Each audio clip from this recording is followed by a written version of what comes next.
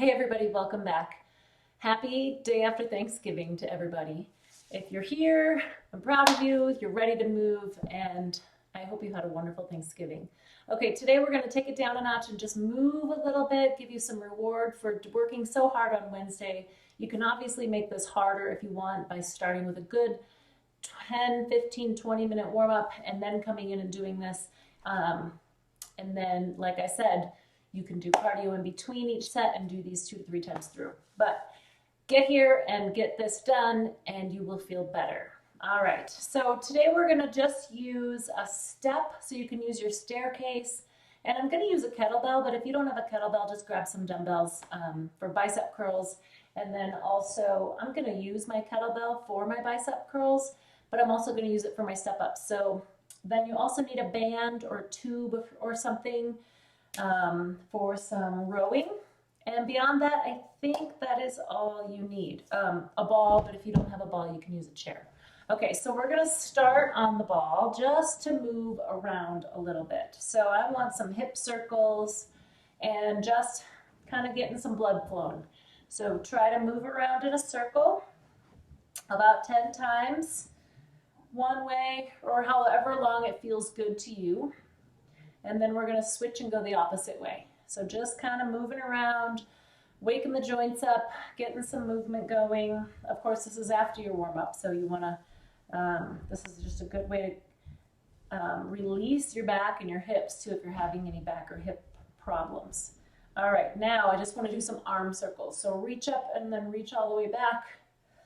We're gonna do 5 all the way to the back, opening up, kind of releasing some tension, releasing some, maybe some swelling if you're feeling swollen after yesterday. Some inflammation. Drinking lots of water today will help. All right, now let's go the other way. Nice big circles, opening up your chest, moving those shoulders around. If this hurts your shoulders, do smaller ones, just move. All right, now take a nice deep breath, and we're gonna start with some rows. So I've got my band set up over here, and I am going to stand for my rows today. So I'm gonna bring my camera up. Let's see if I can pull that while so I'll move my ball out of the way. I'm gonna stand, and not really in a squat, but just a good athletic stance. So when I say athletic stance, I mean your knees are bent, your hips are back just a little bit, you're supporting your low back, and your quads are engaged just a little. You're not in a squat, but you're in a good, stance, ready to move, supporting all of your joints and muscles that need to move. So we're gonna get a good row going. So pulling those shoulder blades back and together, opening your chest as you pull back, breathing, keeping those shoulders down away from your ears. The great thing about using bands, as I always say, you can make them harder by adding a couple or standing further away. You can make them easier by standing closer, and obviously not using more than one. But standing closer makes it easier. Standing further back makes it harder. All right, so I want to do 10 or 12 of these. Just really open your chest. Drive those elbows towards the back of the room and get those back muscles involved. Okay, next we're gonna do step ups. So I'm gonna move over here. I have just a step stool set up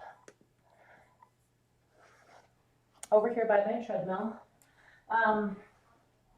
Like I said, you can use the base, like the foot of your steps. This works perfectly. Or if you outside on the deck or wherever. If you don't have any steps in your home, then use a step stool or something like this. So do it next to something sturdy with a railing in case you need to hang on. And I want you to step all the way up and all the way down. And I'm just holding onto a kettlebell to add a little more resistance.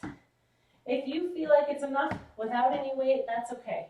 If you don't have a kettlebell, you can grab a dumbbell of any weight or a water jug or even a watering can. Anything that has a little bit of weight and is going to challenge you.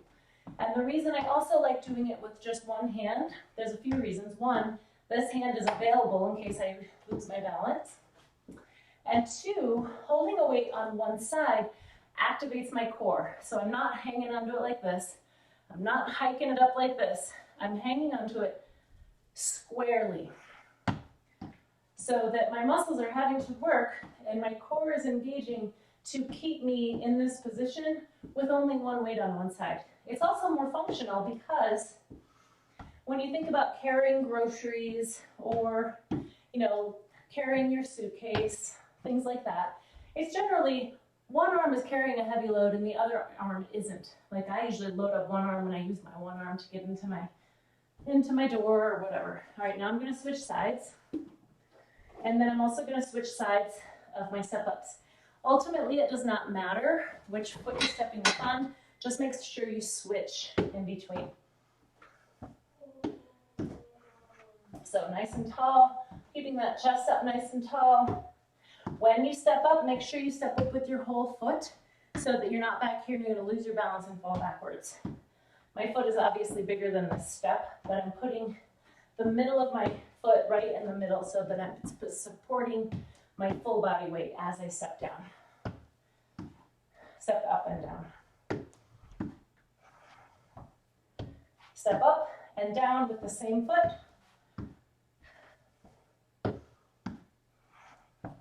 Getting all of your lower body moving. All right, good. Now, remember when you pick up and set down weights to do it in good form. Lots of times people will use really good form through the exercise and then end up doing this. So you want to use good form, bend those knees, sit those hips back, set it gently on the floor. Okay, next we're going to move to the floor. So I'm going to bring this down. We're going to go on your hands and knees. Nice flat back, hands beneath your shoulders, knees beneath your hips. If you need something here, if this is an uncomfortable position, you can hang on to dumbbells. I've got a couple right here. You can hang on to dumbbells like this, and that's okay. It's a good position for your wrists to be in. Or you can use pillows, or I have these little discs in my gym that are kind of slanted. So you can be creative and find something that makes it a little more comfortable if you need to. Okay, so on your hands and knees, I want you to reach one leg out behind you, straight out. And what I want you to do is we're just going to curl from here. So this is a static hip extension, adding a hamstring curl. So your glutes are having to keep firing, holding your leg straight out like this, and then we're adding your hamstrings. So we're getting quite a lot here. Also, by having that sticking out, we're engaging all of your posterior chain here in your back.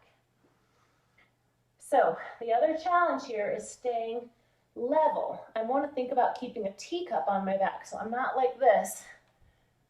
I want to think nice and level, teacup on my back, keeping my head in line with my spine.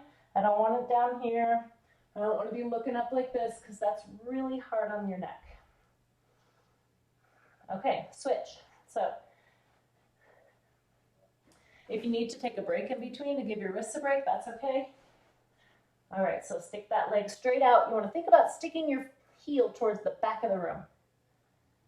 Keeping your thigh parallel to the floor. That is staying.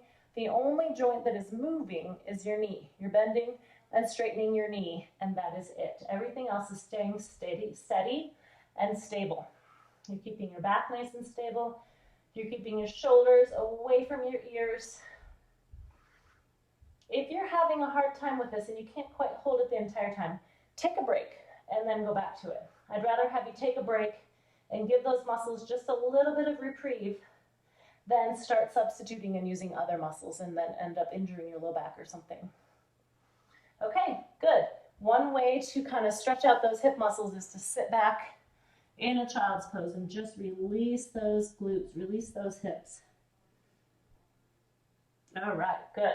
Now, I'm going to grab my kettlebell for some bicep curls. Now, if you don't have a kettlebell, you can either use one heavier dumbbell, or just use dumbbells like normal. So you can just do bicep curls like normal. I'm just using this to keep it a little bit different, and use your muscles just a little bit different. Mix it up. Surprise your muscles a little. So I'm holding on to the edges like this. And I want to straighten my arms all the way. So my elbows are actually a little bit in front, a little bit on my abdomen, so that I can straighten out those arms all the way at the bottom. So this is just a different way. It's good to do exercises a little bit differently and challenge your legs or challenge your arms a little differently. Like I said, when you're carrying groceries or carrying, suitcases or things like that, they're not always in a perfect handhold. So mixing up those handholds and making sure your hands are strong for whatever position. And one more, good. Okay, remember to set that down using good form. Remember to always be aware of how you're treating your back. Okay, next we're just gonna do some side reaching. So I like to do this. Sometimes I'll hold out a long TheraBand in front of my clients like this with my arms all the way out, and I have them reach with the opposite arm to reach to touch those. So pretend you've got something long and in front of you, and I want you to reach and turn. You're shifting your weight over onto each foot alternatively. And so you're just getting a good stretch and movement.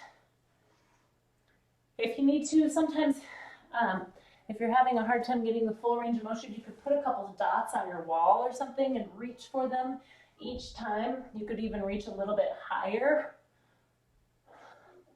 I'm not really in a squat here. Again, just a little athletic stance. My hips are back, my knees are bent, so that I can shift my weight and twist my body, keeping everything safe, keeping my back safe, keeping my shoulders safe. If this is hard on your shoulders, just reach to the side, but reach as far as you can. Reach out, way out here, and then way to the other side. This is a good one to just move. Okay, so about 10 on each side or so. Should feel pretty good, actually. Okay, and the last one, we're gonna do some core. We're gonna sit on the ball and do some ab leans. If you don't have a ball, I'll show you. You can sit on a chair or a bench, lean back, and come on up. Okay, so I'm gonna do this on a ball. So sit up on the edge of your ball. If you need to, put your feet against the wall so that you're stable and you're sturdy. But you can put those right up against the wall. It's not cheating. If you find your heels are sliding, it's a good way to stabilize yourself. I'm gonna usually be a little bit up on the front of the ball. You can start by having your hands down here and coming up. I'm keeping my back nice and tall. Don't make the mistake of arching back like this. I have some people that try to arch. You want to think about, so if you're on the floor and we flatten our back to the floor, think about flattening your back, keeping it nice and straight. You can start here. That's going to be the low level. This is sort of the medium level, crossing your arms across your shoulders, tucking your chin, keeping your head all in line with the rest of your spine. And then if you do need more than this, you can bring your hands here. The only thing is, don't yank on your head. Your hands are just sitting there. You shouldn't be pulling your head at all. Everything, that just lengthens your lever. If you need more than that, which I think this is probably plenty, especially if you're doing them correctly, you can put your hands over your head, but that makes it even more unstable. So make sure you're able to do all of these levels before you graduate to that one. When you do this, like I usually kind of lean back until I can feel that ball on my back, and then I come up almost to top, but not quite here, because when I get here, my abs disengage. So I want to come back, come up to almost straight, and then keep going like that. So on keeping those abs engaged throughout the entire movement. Okay, all right, press pause, go do 5 more minutes of cardio somewhere, and come back and do these again. Usually the second time through, they're a little easier because your muscles are warmed up, they're ready to go, they know what they're supposed to do. That third time through, you're really gonna get the good calorie burn and get the benefits of that extra strength training. No matter how many times you do them, make sure you warm up and you cool down a little bit afterwards. All right, thanks everybody. Have a great weekend and I'll see you on Monday.